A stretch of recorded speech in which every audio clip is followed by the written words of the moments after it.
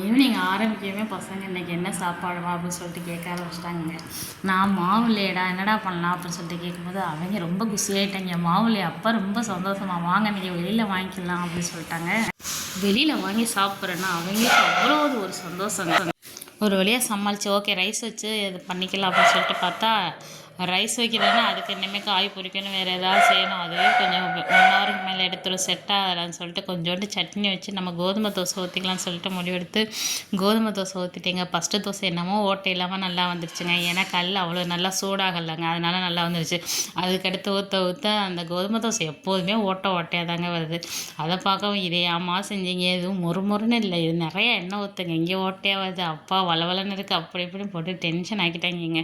Night dinner தானப்பா, adjust பண்ணி ஆளுக்கு 2 சாப்பிட்டு பாடுங்கடா அப்படின்னு சொல்லுவோம். சரி ஓகே வேறு என்ன பண்ணுறது, அதுதானே செஞ்சு வச்சுருக்கேன்னு சொல்லிட்டு அதுக்கப்புறம் ஆளுக்கு 2 தோசையும் நல்லா தக்காளி சட்னிங்க, அதாவது சுண்டைக்காய் வெள்ளைப்பூடு எல்லாம் போட்டு நல்லா வதக்கி அரைச்சி வச்சுருந்தேங்க. அது கோதுமை தோசைக்கு வந்து சட்னி நிறையா எடுக்காது, அதனால் தண்ணி நிறையெல்லாம் ஊற்றாமல் அப்படியே கெட்டியாக துவையல் மாதிரி வச்சு சாப்பிட்டா ரொம்பவே நல்லாயிருக்கும். அந்த மாதிரி வச்சு கொடுத்தே சாப்பிட்டாங்கங்க. உங்கள் வீட்டில் என்ன சாப்பாடு அப்படின்னு சொல்லிட்டு கண்டிப்பாக கமெண்ட் பண்ணுங்கள்.